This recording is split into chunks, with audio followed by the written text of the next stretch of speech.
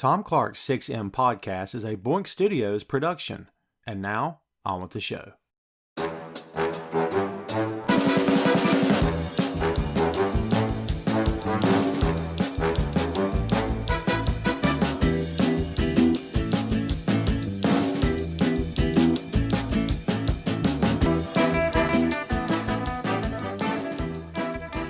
Hey, what is up? Welcome to Tom Clark's 6M podcast. I'm your host, Tom Clark, and in this episode I'm joined by co-host, Phil Lindsey.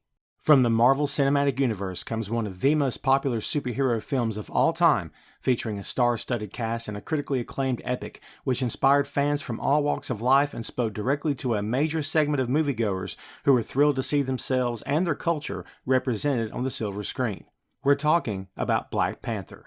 Released in the United States on February 16, 2018, Black Panther is the 18th film in the Marvel Cinematic Universe and marks the second appearance of the character on the big screen. Based on characters created by Stan Lee and Jack Kirby, Black Panther was directed by Ryan Coogler, who co-wrote the screenplay with Joe Robert Cole. Wesley Snipes was interested in bringing the Black Panther to life in a big-budget movie in 1992, but that project never got off the ground. Snipes later portrayed Marvel Comics character Blade in the company's first financially successful film. Black Panther follows the story of T'Challa, Prince of Wakanda, who is on his way to becoming the new king following the death of his father T'Chaka in Captain America's Civil War. T'Challa was played by Chadwick Boseman, who received critical acclaim for his portrayals of Jackie Robinson in 42 and James Brown in Get On Up. Wakanda is believed to be a poor tribal country, but in reality is a modern civilization with advanced technology. That technology is developed from the element vibranium, which struck Africa in a meteorite millions of years ago. Vibranium is not only the foundation for Wakanda's society, it's also the source of the Black Panther's power, which gives T'Challa superhuman strength and speed.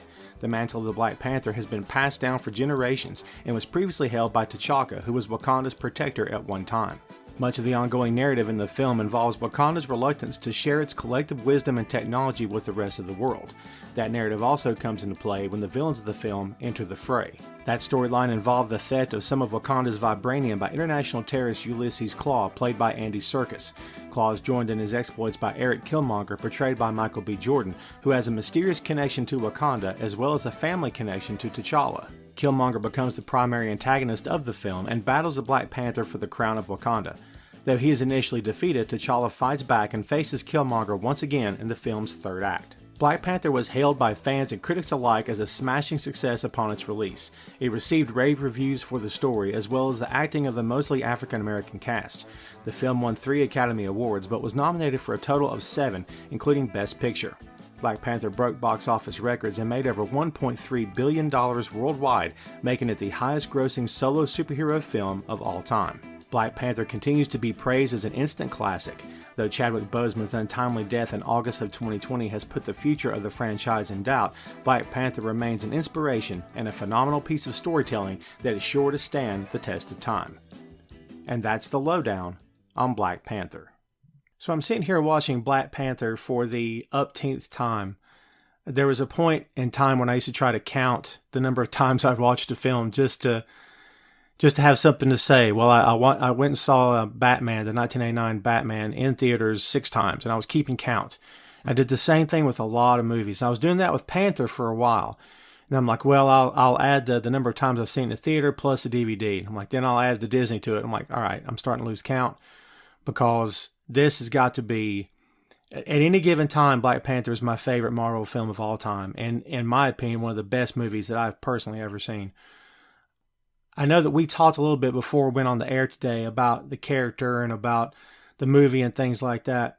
When it comes to Prince T'Challa, I should say King T'Challa, when it comes to Black Panther, which character are you more, I don't want to say associated with, but more in line with? Are we talking about the movie version, the comic book version, or which one of these characters are you like more familiar with, I should say? I would say I'm more familiar with the comic character. I mean, the movie character is still so new and they've kind of taken some liberties with it. But just because I grew up reading comics, so I'm used to comic T'Challa. Right. Well, I was too.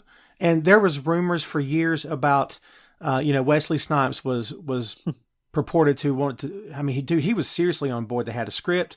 I don't know if they had a director.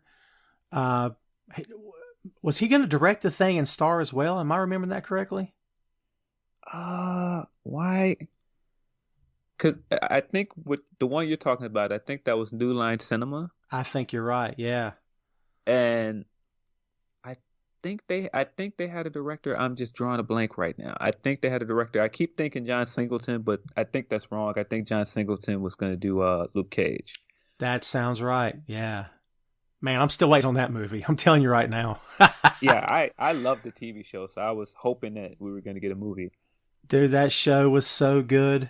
I mean, it's such a cliffhanger, and then the Marvel Netflix deal falls through. That's a whole other podcast, but my God, left me wanting more for sure. Yeah, man, I'm like you. I grew up watching, or not watching comics, but reading comics, watching any comic properties that was fortunate enough to make it to TV or movies.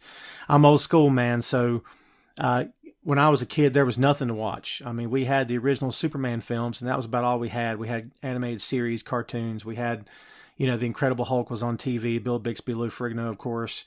We had a few things here and there. We had a lot of failed ventures by Marvel, man. Some god-awful stuff that they did in the late 70s and 80s. Really atrocious. Yeah. But they'd never taken a stab at Black Panther. And honestly, I'm glad they didn't, because I can't imagine, would they have even gotten it close? Like, I don't have any idea. But man, talking about Snipes, before Snipes went all wackadoodle, and I don't know if he still is or not. I thought he was excellent in The Expendables. I thought he was really good in that. I thought he fit with the cast perfectly. That's one of those guilty pleasures for me, man. It's not one of those Oscar-winning films you're going to go pay money to see, but I love the Expendables films. I can't help it. I grew up in the 80s, so I was the 80s action flick kid for sure. But imagining Snipes imagining Snipes in his prime, younger, in great shape, portraying Black Panther, man. What a different universe that would have been. Yeah, I know. It's kind of even hard to think about it because just everything we know about Wesley's career, and just some of the other roles he's taken and how he kind of takes, I don't want to say a cheesy, but he kind of takes this over the top approach to most things he does. Right. And sometimes it works great, sometimes it doesn't. But trying to imagine him taking on like this African accent and doing this regal thing, I don't know how well that would have worked. Dude, that's a great point. I never thought about that, man. Has he ever done any sort of accent in any of his films? I can't say I've seen them all, but I've seen his hits anyway. I'm trying to think if he's ever done an accent in anything. I can't think of any. I mean, now I know he's done stuff that is like character work Right. that has, like I said, sometimes it's hit or miss. But I can't think of anything off the top of my head where he's done an accent. I mean, he's kind of doing a straightforward, not British accent, for Blade, because that's a nerdy reference. Blade is actually British, right? So he's not American. So he does kind of a straightforward accent in there. Right. If you kind of pay attention to it, but it's not dead on. If you'd have to point it out to most people for them to notice it. And honestly, until you pointed it out, I guess I never thought about it before, because it just sounds like his normal speaking voice. Dude, that first Blade is a good film. I'm sorry. I mean, it is. It's amazing. Yeah, I have to give that. Dude, that film opened the floodgates, man, for everything that came after the fact. Yeah, I mean, even the second one, I really enjoyed the second one. I mean, some of the CG in there didn't age that well, but I really enjoyed the first two a lot. Yeah, part 3 was not as good. yeah, not as good to say the least. Yeah. In fact, I own all 3 of them on DVD just to say I was going to buy them, just to say I had them. And it's like, dude, I'm a loyal comic book fan, man. For the most part, I went and bought the DVDs. That's it. I went to the theaters to see the films, and I went and bought the DVDs when they were released. And for the most part, there's some exceptions. Daredevil with Ben Affleck, hot garbage, brother. Hot garbage. No chance. I think I bought a copy of that just to set the thing on fire because it was that freaking terrible. So, yeah, just really bad stuff. But honestly, man, like I said before, I'm glad they didn't take a stab at this because, dude, Chadwick Boseman, I don't know who on the planet could have, other than an actual African king, could have played this role better. And even then, I question if he could have. I mean, this guy was freaking phenomenal, man. Yeah, I agree. I think some other names were tossed around at one point. Like I know a lot of people thought it was going to be Chiwetel, who ended up playing Mordo in the Doctor Strange movie. Yes. I know he was thrown around, and I think he probably could have done it. But just in terms of getting a guy that was younger and kind of really moving at that time, and he had a lot of momentum from other movies he was doing, I thought Chad was a way better choice, and he ended up knocking it out of the park. Yeah, just very regal, very appropriate, very proper. Like, you know, the way he speaks and everything, the way he dresses, but he still has a sense of humor. And he's the kind of guy that you can see with his people, that he's not, well, he's a king, but he's on his throne. That's not the kind of guy that T'Challa is. He is a man of the people. And you can really, I don't know, I think Boseman puts off all of that and a whole lot more. He's just very approachable. I would like to think that if you'd seen this guy in an airport, that you could have went up and shook his hand and he wouldn't have had a problem with it. He would have been okay saying hello to you. Do you know what I mean? Yeah, he just seemed like a very personable guy. From what I understood and what I've seen of him, just off in interviews and other stuff, he just seemed like he cared a lot about, you know, smaller and intimate relationships. He didn't seem like the type of guy that put on airs. I agree with that. Yeah, I could see that totally. And man, it ripped my heart out when he passed. I've just been such a fan of his work, and especially the Black Panther stuff. I love all of his stuff in the Marvel Universe. And, you know, this movie speaks to me, man, on a deep level. You know, the story about fathers and sons, that touches me. You know, it always has. And that morning, was it that night? I was thinking that morning I woke up and the news was there from the night before. That whole day, man, was just garbage for me. I just had the worst day because it just was like a shock, man. It's so odd that someone, and I don't want to say member of the family, that's such a cliche, but somebody you feel like you know, but you've never met them, and then they're gone. God, it's like the craziest feeling, man.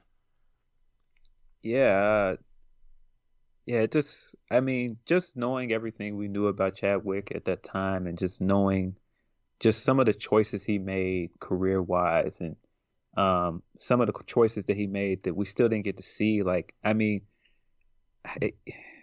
I'm not sure if anybody that I've ever seen come up at that time and just have like such a meteoric rise and just get to do so many big hits as so many well-known and iconic Black characters and historical figures. And it just showed that it had to have been intentional. That's what I thought when I was thinking about him that night. And it's just like, yeah, he chose to do all of that for us in the time he had left. Because he knew from 2016, if I remember correctly. I think that's right, yeah. So in 4 years, he just decided, like, this is what I want to do with my time. Like, I want to be, you know, something special to my people and to people that look like me. And I want to give them something to, you know, look up to. And I think he achieved that and more. And I think that's what made it so heartbreaking when he left. It's like he was doing all of this and he was suffering in secret, right? It was rough. It was rough that night.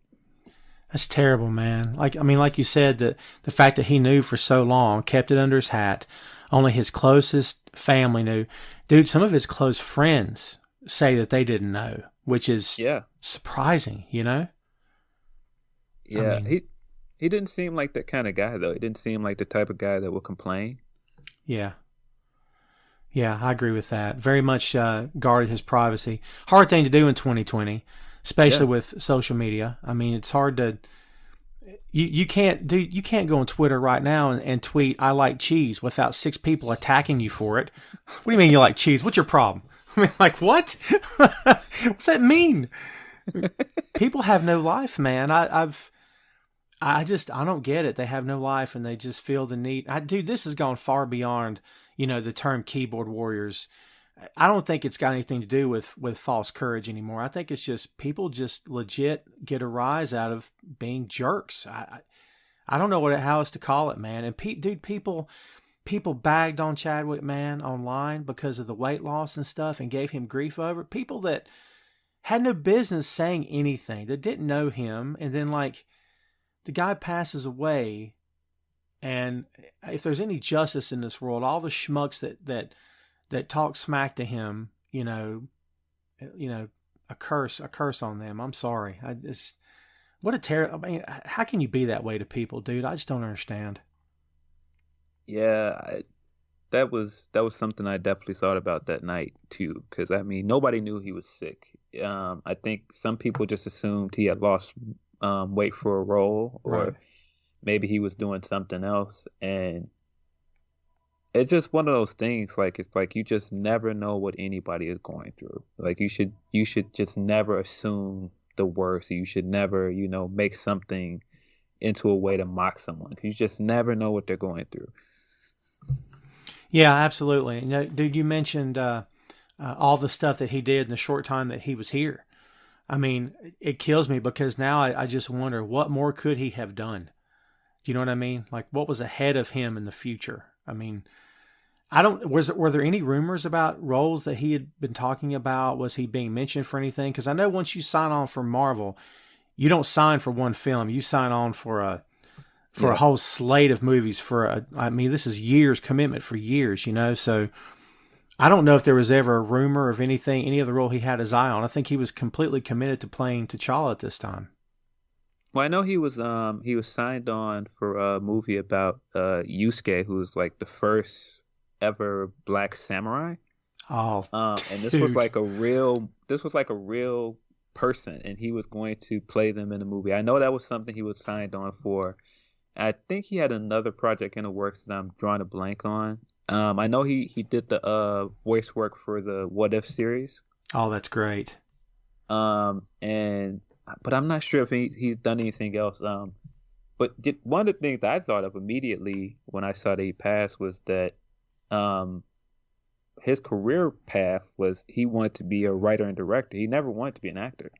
So him becoming an actor later, it just that's just something that happened later. But he really wanted to be a writer and director, and that's what kind of made me sad about it too. Is like, man, he never got to do some of the things that I thought he would have excelled at. I mean, and that's not to say that I'm like this Chadwick super fan and I've seen all of his writing.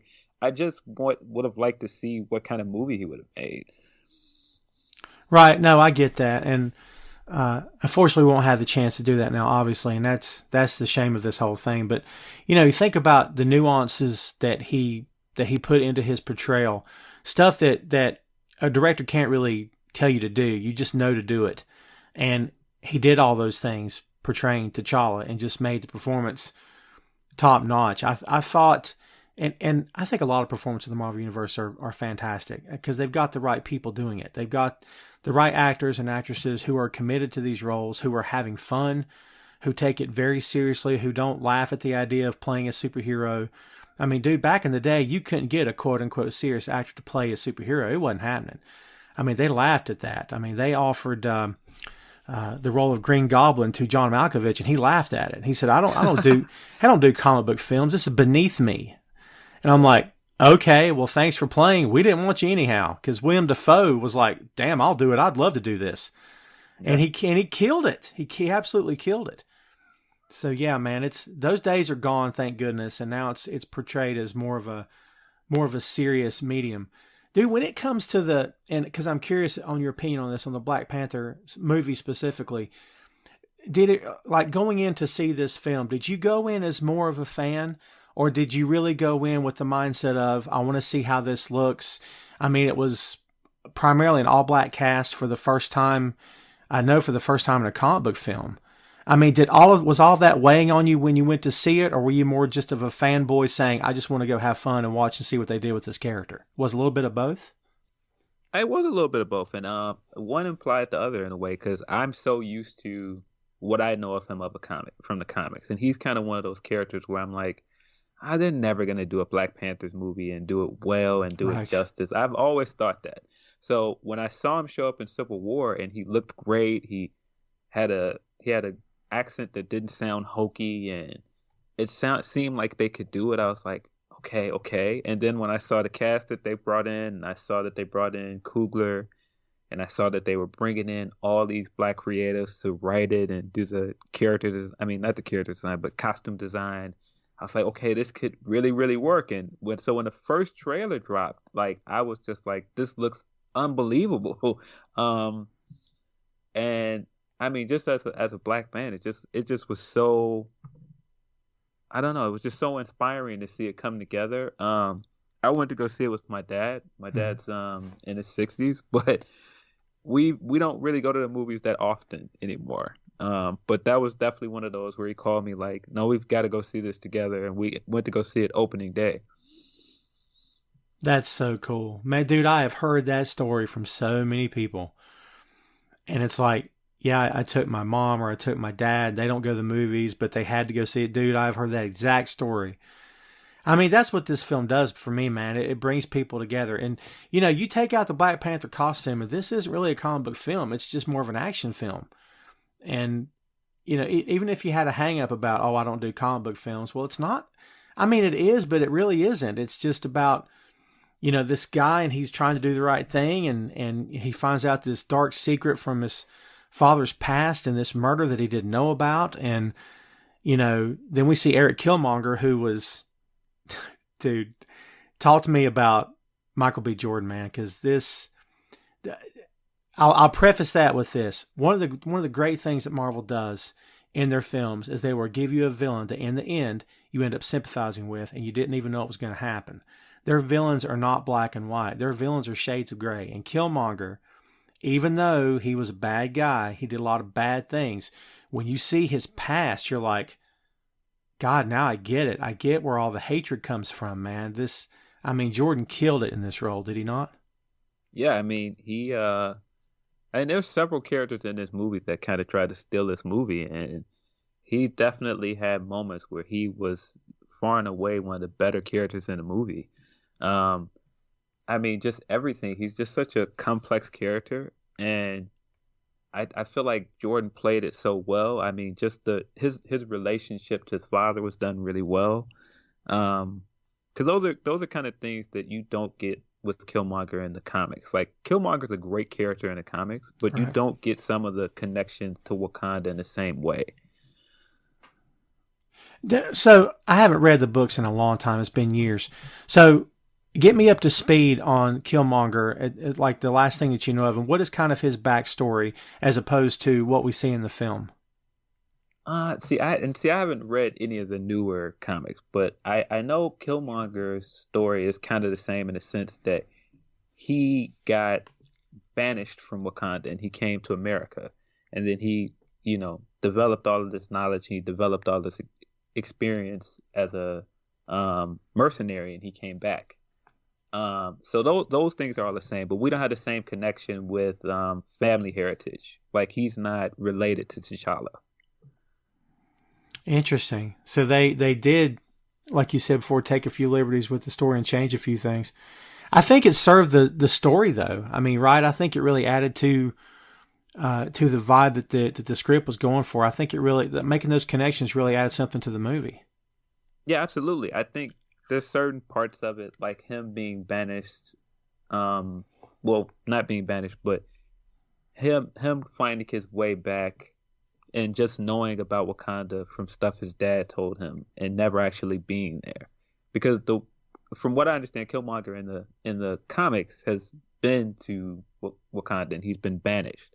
The Killmonger we get in the movie is just a kid. He's a kid when he finds out about Wakanda, and he knows everything about it from his father. And he's kind of like, like even when he said in the movie, like, imagine, knowing, believing in fairy tales, and then you get there and you see it. So it's kind of a different connection in that way. And it's also kind of this connection of, an Americanized man, like an African American man seeking out Shangri-La, right? Oh man, that's great. I love the way you put that because that really is perfect. Because the way they portray Wakanda in the film and the comics too, I'm sure, is that it's this, like you said, Shangri-La. It's like this Eden. It's like this place unaffected by the world around it. It's got its own technology. It's got its own way of life. And I mean, really, you made a good point when you said about, Killmonger's an Americanized man. So he goes to Wakanda during the course of this film, and it's like I don't want to say culture shock, but it's sort of I don't know, it's like square peg in a round hole maybe, where he's like he's put there and he's familiar but he's not familiar, and to them he's crass and he's, forthright, and then I don't know, it's almost like the Wakandans are sheltered, if I can use that word, maybe sheltered from the rest of the world, and maybe that's affecting their worldview, which is brought up in this film by Killmonger himself, especially, like, hey, we've got all this tech, why are we not helping our brothers and sisters around the world? They're suffering and we're doing nothing. Which, there again, dude, it makes him a villain. Yes, he's still a villain, but you can kind of understand where his point of view is coming from. Yeah, I think they found a fantastic way of building the story around Africans and African American people, and still being able to touch on the subject of privilege, because Wakandans are privileged. If you don't want to say sheltered, they're privileged in the sense that that's all they know. They know their society and their culture. They don't know the same struggles that someone like Eric would know here in America. So I thought they found a fantastic way of presenting this message of no. If you're privileged, you still have to reach back and help people that are underprivileged as well. And I think they did that They did that well with Killmonger's story and Nakia's story as well. Yeah, and the relationship between her and T'Challa is great in this film. How he's so awkward around her like a teenager. I love that stuff. She's like, don't freeze. He's like, what are you talking about? I never freeze. And then, of course, he freezes. So, yeah, man, it's great stuff. And Shuri, oh, my God. Shuri is, I mean, I don't know, 2 or 3 lines into this film, you totally buy her as being this whiz, she's so involved with the tech. She's smart. There's rumors abounding that since Tony Stark, has died in the Marvel Universe, spoiler alert, kids, that Shuri will actually become Iron Man. And then Chadwick Boseman unfortunately passes away, and then the talk became, well, why don't they just make her Black Panther? And it's way too early. Dude, they were talking about this within hours of his passing. I'm like, you're going to talk about this now? Like, I don't want to talk about this now. I don't want to hear about this or read about this now. But, it'll be something they'll have to deal with eventually. I don't know who else could. You don't bring in another actor, obviously. I think that'd be a wrong move, because I think Marvel's kind of proven that they're committed to the cast that they have. They've only replaced one person that I can remember, and that was Rhodey. Have they replaced anybody else? I don't think. Maybe I'm just overlooking somebody. They replaced They replaced Banner, because remember Norton was Banner. That's right. I love Ed Norton. I would love to have seen Edward Norton in this. Mark Ruffalo does a great job, right? But Norton was on board and everything was fine, but there was all this talk about creative differences between him and the people he worked with on the Hulk film, and I'm like, so what? Get over it. Get him at the table with the Marvel people and let's make this happen. But it is what it is. Dude, can you see them replacing Boseman at this point? Can you see that happening?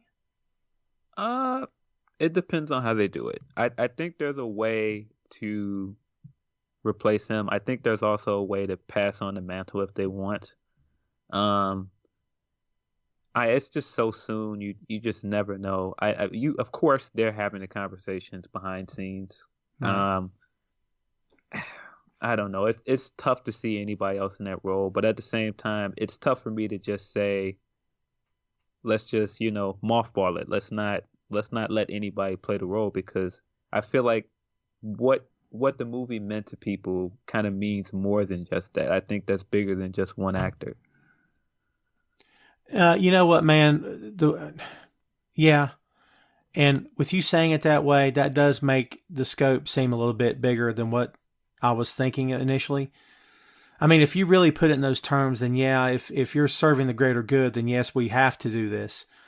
But I think, I think it's just as you said, it has to be not only the right actor, but the right character. It can't just be a character they just pull out of thin air. I think it would have to be a character that either exists in the MCU already, or one that is someone's son, someone's daughter, someone's whatever. I'm sure there's ways to do it. Tom Clark's 6M podcast is sponsored in part by Radius Law Group. Every day, Radius helps individuals, families, small businesses, and nonprofit organizations throughout North Carolina, Florida, and Pennsylvania resolve their legal issues by providing effective legal counsel in the areas of estate planning, as well as elder law and Medicaid. Radius Law holds the radical belief that working with a lawyer can indeed be enjoyable. So give them a call at 1-800-519-5667 for more information and tell them that Tom Clark's 6M podcast sent you. I love M'Baku, man. I say put Winston Duke in the damn suit because I mean, talk about a show stealer, man. He stole the show in this movie a couple of different times, man. So good. Yeah. I thought his challenge towards the beginning of the movie is one of the better scenes in the movie. His entire speech before the challenge is incredible. His kind of face turn later was great. Yes. Yeah, I really like M'Baku. They've got several characters that they could come back to and center a movie around. I mean, Shuri was Black Panther in the comics at one point, so she can be Black Panther in a movie. You can introduce another character. I mean, I don't know. You can recast T'Challa. I don't know how they would possibly do that. It's tough, man. They're in a tough spot, but they'll figure it out. I trust Coogler, because I'm sure he's going to have a lot of say in what they do next. So I trust him to make that kind of decision. I don't know. Well, the MCU's never let us down. Not me personally. I can't think of a time where I'm like, man, they really screwed the pooch on this one. I've never really felt that way. So, yeah, I'm like you, man. I trust him too. I think of that like I think of in pro wrestling terms, where people don't give WWE enough credit for coming through on something. And I'm always like, yeah, but they let you down all the time. Why would you ever give them the benefit of the doubt? Do you know what I mean? And yeah, I that sounds harsh, but it's true, right? It is. And I mean, if you would use your analogy, like just look at where a promotion like New Japan is at the moment. Like, if you look at it like, okay, well, we're coming out of this era where, oh my God, we've gotten so many bad comic book movies. But once you got into the MCU era, they've got a lot more wins than they have duds. And like, even if they don't handle this perfectly, like I have faith that they're going to take their time and they're not going to rush into it, because they haven't done that so far. So why would they do it now? Yeah, I agree with that. I'm totally with the analogy on New Japan also. Like, I can say that Okada looks banged up right now, and I don't know what they're doing with him, but Okada's best in the world. So why would I doubt that he couldn't rebound? I think he'll be fine. So, yeah, it's the difference between night and day. And talk about, Marvel's distinguished competition. DC can't buy a good comic book film. I mean, man, people... don't say Wonder Woman. You're going to say Wonder Woman, aren't you? Well, I enjoy Shazam a lot. That was the last one that I've watched. Right. And I just enjoy Shazam because it's so different than anything else that's out there. And it's exactly what it should be. Because to me, that could be me getting old and getting sentimental. And my thing is, like, when we discovered all these things, we want something that gets kids into this. Like, oh, that's cool. And I think that's exactly what Shazam is for kids. Yes. Dude, I enjoyed that as well. And about a third of the way through it hit me. This doesn't feel like a DC movie. First of all, there's no crazy filter on the camera. Everything's not black. Everything's not on fire. So there you go. Yeah. And it found a way to be dark and still have so much hope in it. Like, there's a lot of stuff in there that's like really adult stuff. Like the stuff with his mother and some of the other stuff that they do is really dark, but they didn't overdo it. Yeah, I agree with that. And I think I used the word nuance earlier. There's not a whole lot of nuance in Shazam, but there's just enough where you kind of feel like that they get it. And it's a lot of it's very tongue in cheek, but the suit is very, I don't know, cosplay maybe. I don't know. But I mean, how else are you supposed to make this guy look if he's not, and he's not jacked, right? He's in great shape, but he's not that great shape. Right. So you got to do something. I mean, the great thing about Panther suit is that Boseman was in great shape for the Black Panther film. And really, that suit was just sort of a layer over top of what he already had. He was already there. So, Yeah, speaking of the suit, I was a big fan of the Civil War suit. I just liked the texture of it. I liked that it had the African design on it. I just really liked how intricate the Civil War suit was. So right. when they changed it, I was like, I kind of like that one. So then when we see this one on film and we see it is like the nanites and it like comes on him when he jumps out of the car, it's awesome. So I'm like, Yeah. oh well, sure showed me for complaining. Well, it's funny because you see the original suit in the beginning of this film. Yeah. And when he's on board that plane or that craft that they're on, and then you see him changed up later, and it's night and day. It really feels like, it almost felt like that thing was weighing him down. It was crazy heavy to wear, and then he gets to wear this other one. So yeah, I've not seen or heard any backstage stuff on Chadwick from that film in terms of the suit, but I would dare say he had a much easier time with the second version of it, because I would have to think it's a lot more, I don't know if it's breathable, but at least hopefully it's more lightweight. But man, he looked great. And that's the best thing, not best thing, it's one of the best things about the MCU, is that so many of the costumes, if they walked right out of the movie and in front of you, you're like, oh my God, that's Black Panther. Whereas some other films, some DC stuff or whatnot, they put that stuff on the sidewalk. You're like, oh God, that is so obviously not real. That's obviously, do you know what I mean? Yeah. I mean, once you pull off bringing Iron Man to life in the way that they did, I don't know how you can fail. Like Iron Man's another one of those movies where it was just like, how can they do this and do it well? And they pulled it off. When you think about it that way, you know, they're ahead of the curve with costume design. You know what? That's a great way to put it. And I have seen some behind the scenes stuff on the Iron Man film. And almost the entire presentation of Iron Man is the actual suit. I mean, there's scenes where he's only wearing like the torso and the bottom half is CG'd. And there's scenes where he's wearing the entire suit and they're using CG to move the plates around and to move gizmos around on the suit. But it's almost always the real thing. I mean, I've seen cosplayers come up with this stuff and get like exact movie replicas.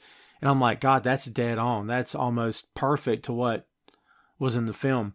And as you know, being a comic book fan who also watches these films, you can have Chadwick Boseman and you can have Letitia Wright and you can have Angela Bassett and Forrest Whitaker and this amazing cast.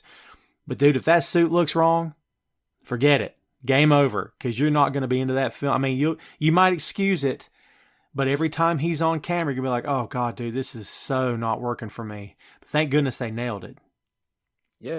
And yeah, it's so hard to poke holes in anything with this movie because it's like the suit looks great.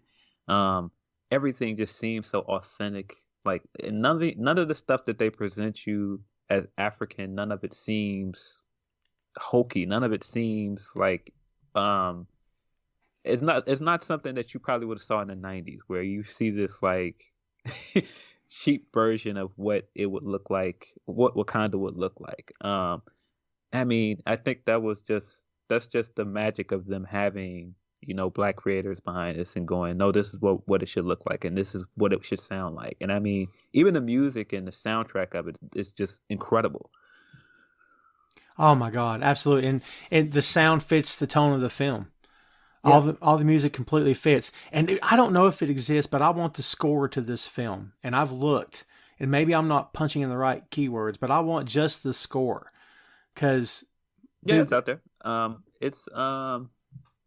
don't I don't have my phone in front of me, but yeah, it's out there. I'm definitely going to have to look again, because the scene where he goes to the ancestral plane, and it's going to make me tear up, and he gets down on one knee and his father says, stand up, you are a king. That music that's playing in the background, God, dude, shut up. It's like, it's just perfect, man. It's perfect. And it fits the whole tone and tenor of the film. Yeah, there's a few times where I felt like the music really elevated a scene that was already good, and it just elevated it to just like iconic. Like, I mean, the main theme they use with like the trumpets and the horns on it is just so great. Every time it cuts back in, it's really, really cool. I mean, I just watched Black Panther recently, so it's just like recent in my mind. I mean, the music during the challenges and the way they have the chanting behind it is great.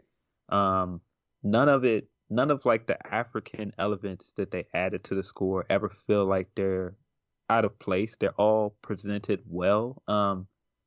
There's a scene with Killmonger where the music is just perfect too. I think it's the scene where he's coming out of the garden after he burned it down, and it kind of switches into that different music when he walks into the throne room, and it does that really cool revolving shot before he gets on the throne. It's perfect. It's one of the best scenes in the movie. Yeah, that sounds right. Yeah, dude, I agree totally. And dude, a good soundtrack can make or break a film. You know what I mean? And this movie didn't need a perfect soundtrack, but man, it got one. And you know, I want to ask you about something. You were talking about, you know, how the African elements and everything that was sort of interwoven, which I think is the best word, interwoven into this story, actually fit, and it makes the story flow, and everything seems perfect and seamless. You know, I don't know what the answer is because I've never really had the chance to actually even contemplate it. But could a white director have done this? Not to throw a hot button question at you, but I'm curious what your thoughts are. I don't know how I feel about it. My guess is that a white director could probably do a fine job, depending on who we're talking about. But I don't know, would he get the subtleties? Would he understand the subtleties of a film that's this big with this African American cast? Would he really get it, or am I not being fair on my assessment?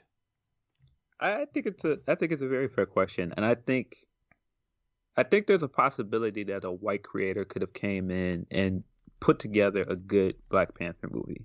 Would it have been as good as this movie? I don't think so. And I think that's because a good amount of the stuff with Killmonger is clearly Ryan Coogler's has his hands all over it. I mean, the fact that Killmonger's from Oakland and that's where Coogler's from. And just the story of, you know, the understanding of from a Black person's point of view of not feeling like you don't have an identity. I don't feel like that's something that a lot of white people understand, because a lot of white people know and they're able to trace their heritage back. And a lot of us aren't. Like we can't. I can't just say, like, I can say, oh, you know, my grandparents are from Mississippi. I can say, you know, their parents are from here, but we can't trace it back to a home country. And I think that's an underlying theme of what's going on with Killmonger in the movie, and his anger and his hurt. And I don't think that's something that a white director or writer would have been able to get across as well. Mm-hmm. And Jordan's dialogue in this film does not feel preachy. It doesn't feel hokey. It doesn't feel awkward at all. It just feels like a real guy talking. And yeah. There's his scene where he takes the herb and he goes to the ancestral plane. It's one of the few scenes with him that it's like he's the bad guy, but I like legit teared up because when he went back to the house and his dad's there and he had the conversation with him, because it's so real and it's so in line with a lot of things. Like, it's a lot of subtext to it that's not absolutely said, but it's so many things that are tied to the Black experience in America. And that's why I say I don't think those things would have been executed as well with someone that doesn't understand those topics. And to your point, it might have been a fine film, but it may not have been as satisfying as this film is for so many people. Because, and dude, again, we're wrestling fans, right? I compare this film a lot to Kofi winning the WWE Championship, where it spoke to people. As silly as pro wrestling can be, as silly as comic movies can be, to be honest. But man, that was not silly to people who felt that to their bone. They're like, God, this is the best thing ever. I mean, I'll throw it back to you on the pro wrestling side of it. I mean, whether or not you're personally a fan of Kofi, was that like more like, I can't believe they did this, or it's about time, or what were your thoughts on that? Well, I mean, Kofi has been one of my favorites at WWE for a long time. He's one of those guys that I was arguing for that he should be WWE champion for a long, long time. So when it looked like he was finally going to do it, I was just over the moon about it. And I mean, just watching him win, I still get very like teary-eyed about it because I was just so proud of him. Right. And just, I don't know if you watched the the 24 on him and where he went back home and he took the title with him. Yes. It's just beautiful. I mean, just everything about it was just so well done. And I just don't think you could have told a better story with him. Now, I mean, you can have your gripes about what they did with him after he won a championship, or you can have your gripes about how they got there. But I mean, just in terms of his win and everything around it, I don't think you could have done a better job. Man, I was in Charlotte with my son on the SmackDown where he signed the contract with Daniel Bryan in the ring. And that crowd was insane. And dude, I'm in North Carolina. I'm down south, and there's a lot of unfortunate backwoods, hillbilly, redneck, moron ideas going on. Dude, it's still here. It's still here. And if anyone tells you it's not, they're lying. It's still here, okay? But that crowd was red hot for Kofi Kingston that night, man. I mean, I don't know if it came over on TV that way, but good God. I mean, it was exciting. I love being in a live crowd who are exhilarated and into somebody, because it's infectious, man. And he's infectious. He's so full of life and energetic, and he's so good. And I'm one of those people that didn't like the way it ended either. And I thought you could have, if you had to take the belt off of him, you could have done it a lot better than what they did. And it's like, oh, well, his run hasn't been, X, Y, and Z. I'm like, dude, he didn't book his matches. He showed up and he worked who they told him to work. What is your point? Like, he didn't exactly write his own, he's not Hogan. He's not picking and choosing his opponents here, guys.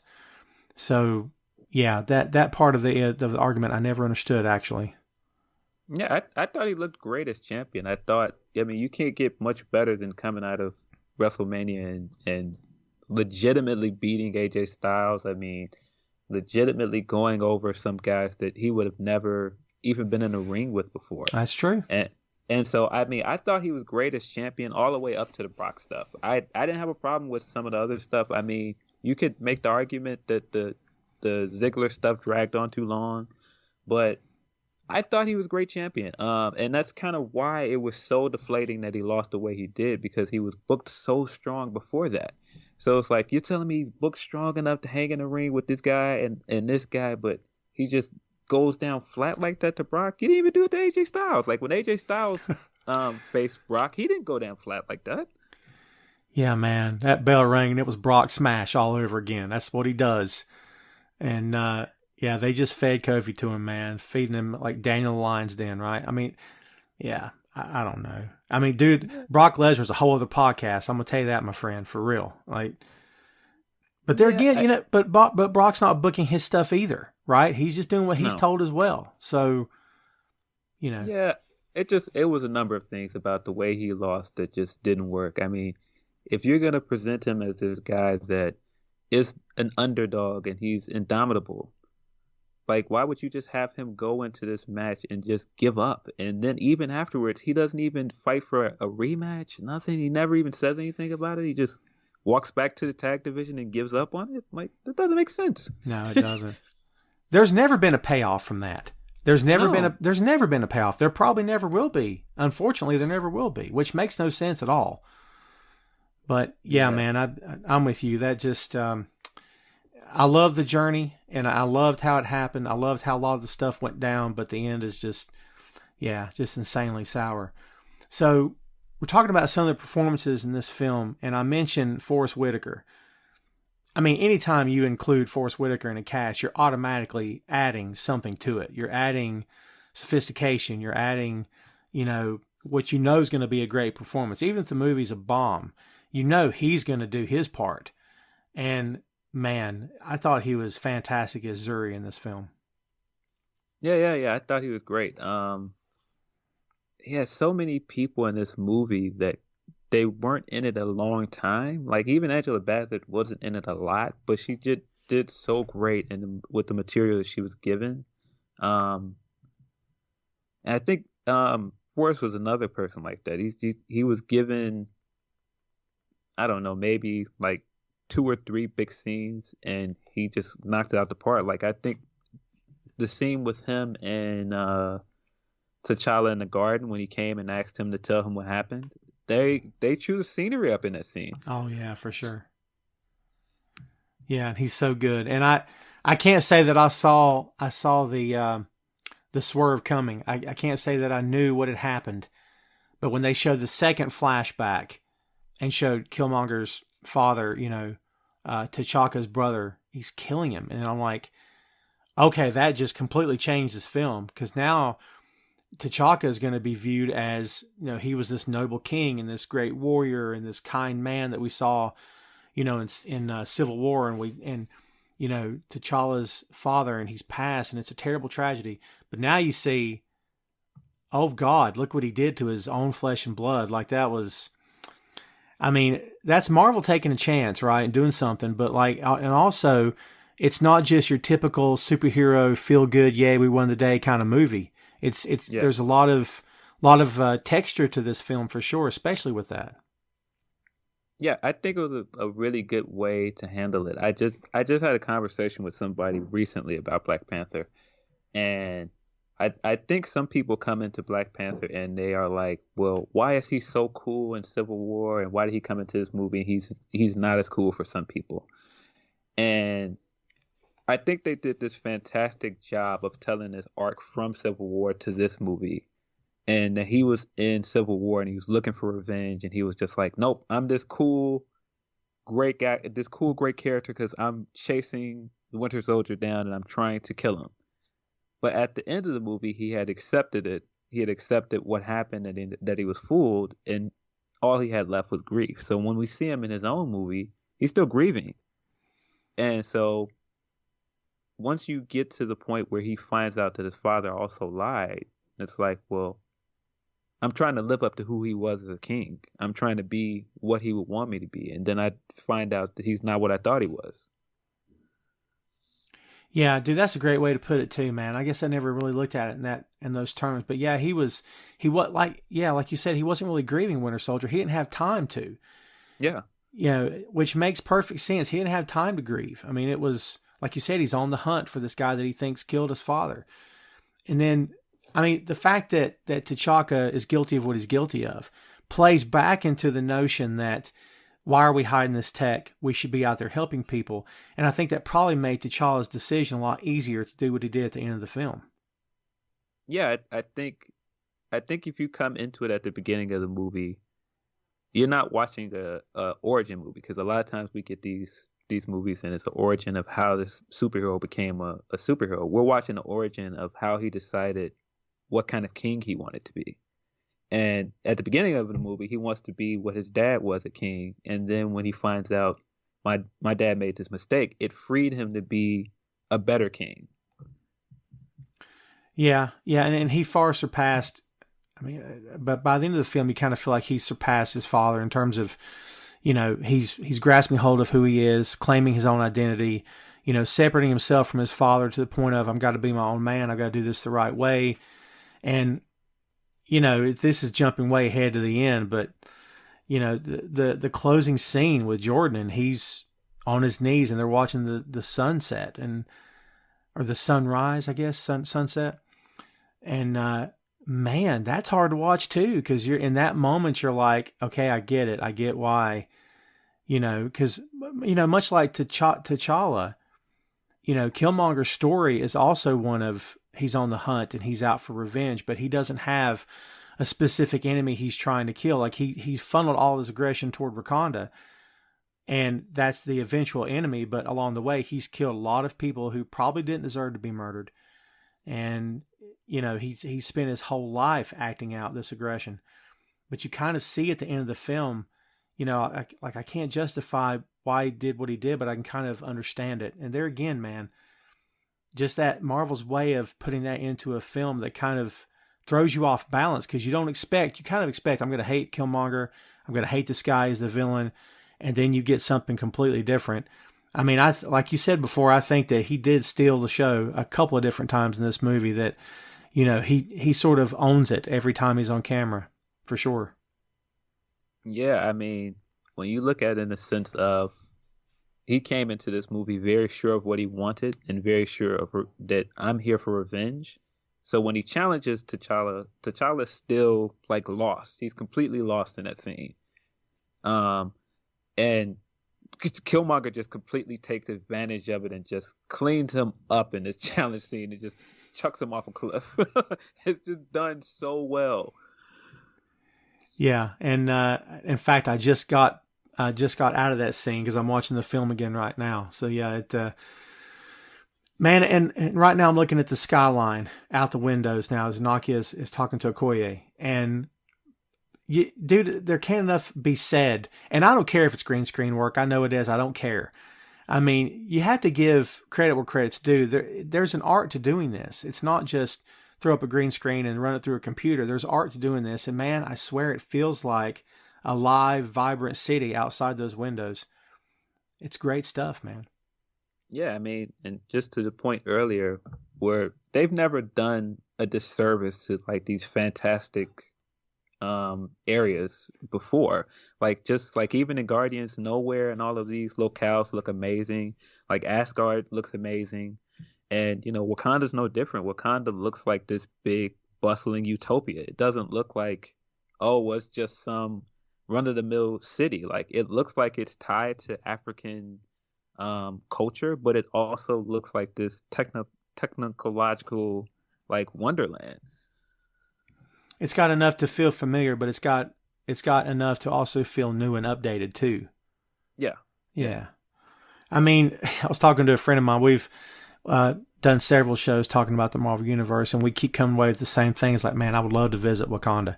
I'd love to just go hang out. I mean, it just feels like a welcoming place. I mean, it doesn't, until you get into the specifics of the government, obviously, and you get the behind the scenes stuff of, this tribe they're ticked off at this tribe, and but when you look at the crowd scenes and stuff, you don't get that feeling. It just seems like you said utopia. It's a perfect way to describe it. That's exactly what it is. I mean, it's a great backdrop for this film for sure. And going back to what we said at the beginning of the show, there again, man, I'm so glad that Marvel never took a stab at this because, dude, like you mentioned earlier, I don't think they could ever have done this justice until the time that they did it, because technology is not where it would have been, not where it could have been. I mean, they could have shot on location in Africa or anywhere else that had a jungle or wildlife or safari, anything like that, but it would not have been. You would have been superimposing photographs on top of. Can you imagine how cheesy that would have been, man? Yeah, I don't think it would have looked nearly as good. Yeah, it would have looked really cheesy if done like in the 90s. I've seen those GIFs, those photos they put out. It's like, well, if the Avengers universe happened in the 90s, and they have always got Tom Cruise as Iron Man, and they've always got Snipes as Black Panther, and they've got who do they have as Thor? I think it's Brad Pitt as Thor, I think. And I'm like, not for nothing, but Brad Pitt's like, is Brad Pitt 6 foot tall? I don't even know. I don't even know the answer to that. But like, okay, put some lifts in those boots, man. I'm just saying. But yeah, I mean, it's fun to think about. But all great things happen at the right time, hopefully, and that's what the MCU has done. And dude, I mean, at least we got Chadwick for the amount of time that we got him. And it's not Black Panther, but we were talking before about the roles that he had done. Get On Up is not, in my opinion, is not a good film. The cutaways where he's breaking the fourth wall, and some of it feels out of place and disjointed, but he is fantastic. I mean, After I watched that film, I looked at my wife and I said, well, I didn't care for the movie, but he's awesome. Like it really felt like you were watching James Brown, man. Yeah, it's a really weird film in the sense that it's kind of like Bohemian Rhapsody. It's like if you're a fan of the subject matter, it's entertaining enough to keep watching it because, if you like James Brown, there's a lot to like about the movie. Mm-hmm. But it's not really that great of a movie. And I think what keeps it going and what kind of lifts it is Chadwick's performance. I mean, just the charisma that he brings across in the regular scenes, and then in the music performances, he's fantastic in those too.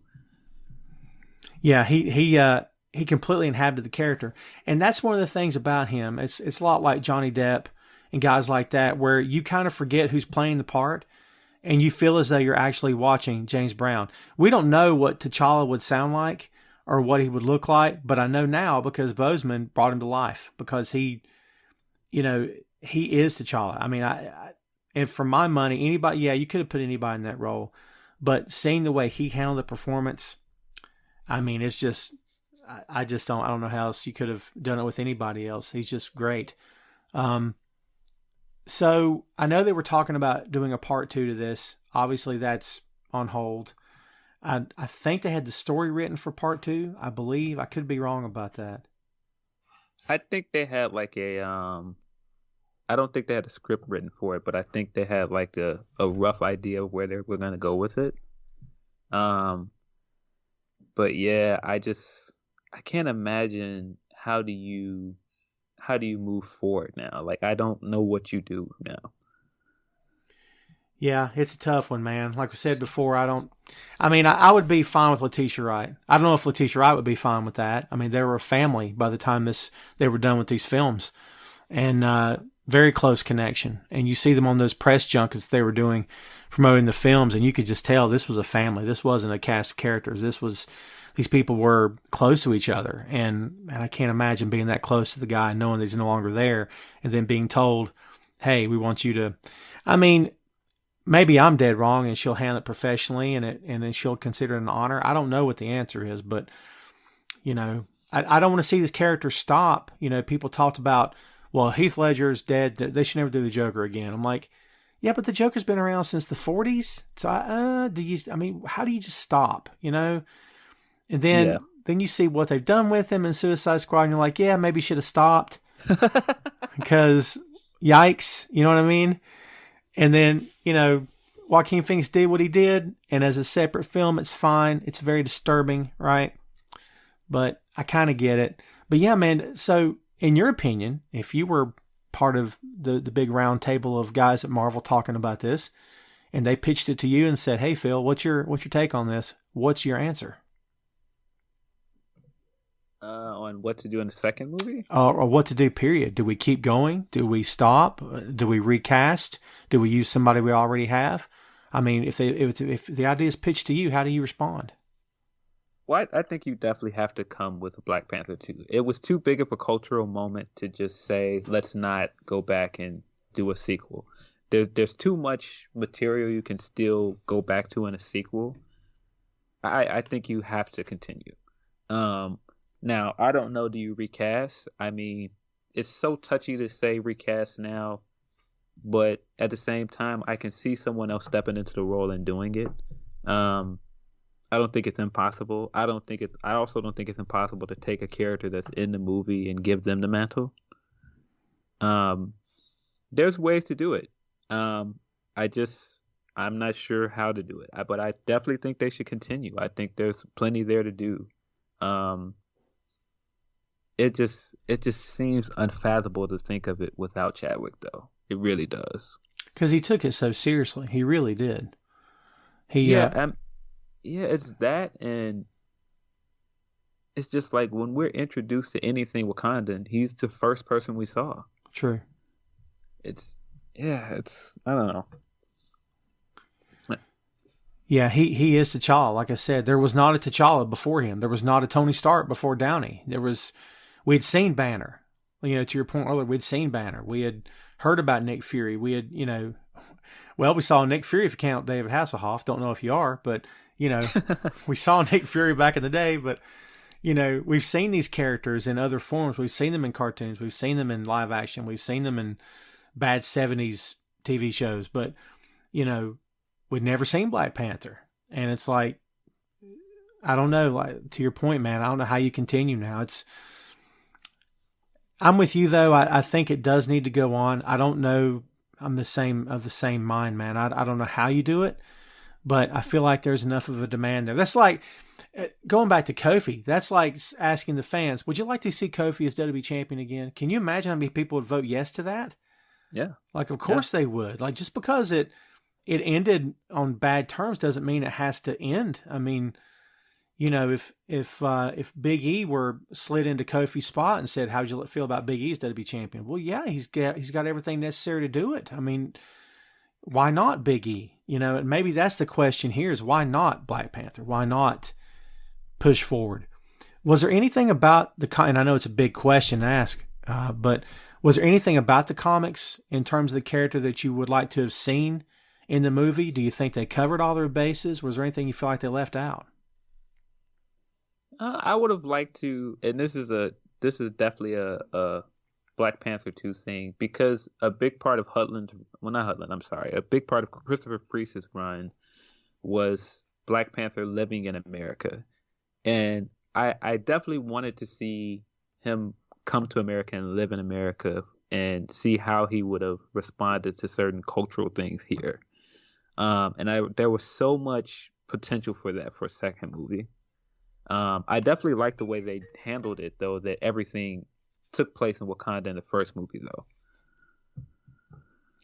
Yeah, it does. I mean, a lot of this, I mean, you could tell it's a big budget film. Obviously, you can tell it's a big production, but at the same time, it does kind of feel like a comic book come to life. I mean, the artwork that was done with the CG for the city of Wakanda, for the country of Wakanda, for I mean, just the costume design alone. I'm at the scene where they come face to face with M'Baku, and it's great. And again, nothing seems like it was forced. Nothing seems like it was, well, we're having to talk down to the audience, and we had to, oh, by the way, we're in Africa. Did you guys remember that? Like, it didn't feel like that to me, you know? And I think maybe in the wrong hands, this film could have felt like that. It could feel like, oh my God, we get it. Just move on. Like, but it never felt like it was talking down to you at all. At least not to me. It kind of felt like everything was right where it needed to be. But dude, that goes back to you give your product to the right people. You give your stuff to the right people, and you trust those people to deliver the kind of presentation that you're hoping for. And Marvel has obviously given their stuff to the right people. Yeah. Yeah. Yeah, I'm not sure you could have done this movie any better. I can't think of anything that I wanted to see as a fan of Black Panther that I didn't get to see. I think it actually it over delivered, honestly. I mean, we've got so much that I didn't think we were going to get on the first movie. Yeah, I agree with that. I don't know what I fully expected going in, but I expected something great. I didn't know it was going to be this great. I mean, and again, dude, this is one of those films I could put in anytime, watch anytime. And I said it was my favorite Marvel film until, Endgame happened. And I said, my God, this is such an epic, and it's hard to not love this movie. But then I go back to Panther and I say, my God, this is great. So I'll put you on the spot as we wrap things up here, because I'm curious. And, you could keep this to the movie or combine it with a comic book or whatever you want to do. But I'm curious. Give me your last word on the Black Panther. What's your last word? I just think it's just going to stand the test of time. I think it's going to be one of those things where it's going to be like the first time you saw Star Wars, and it's timeless. Like, it doesn't matter how many times you've seen it. It's still a masterpiece. And I agree with that. I can't say much better than that, man. It's a great comparison with Star Wars. And no matter what anyone thinks of the current Disney run on Star Wars, I mean, I've got issues with it too. But when you go back to the original New Hope, it's hard to pull against that movie. It's hard to, I mean, dude, I watched New Hope again the other day because I can, like you said, with Panther, I can watch it anytime. You can play Panther 30 years from now. It'll still feel relevant. It'll still feel good. Still be entertaining. It'll still check all the boxes. And I think at the end of the day, not just comic book filmmakers and comic book people, but at the end of the day, a movie maker, that's his goal, is to make something that stands the test of time, like you said, that fans can connect to, the audience, the moviegoer can connect to. They'll pay their hard-earned money to go see it. They'll buy the merch that comes from it. They'll want to come back and see it again. And, I think, like I said, this movie checks all those boxes. And we could talk for hours about this, I'm sure. But at the end of the day, Black Panther is a classic. It's an instant classic for my money. And it's, like you said, it's one of those films I'll personally never get tired of. And rest in peace, maybe rest in power to Chadwick Boseman, for sure. And he made this movie work. And yeah, like we said, man, it's a classic.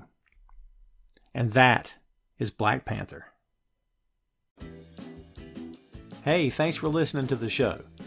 Check out our social media on Twitter, Facebook, and Instagram at 6M Podcast. We'll see you next time.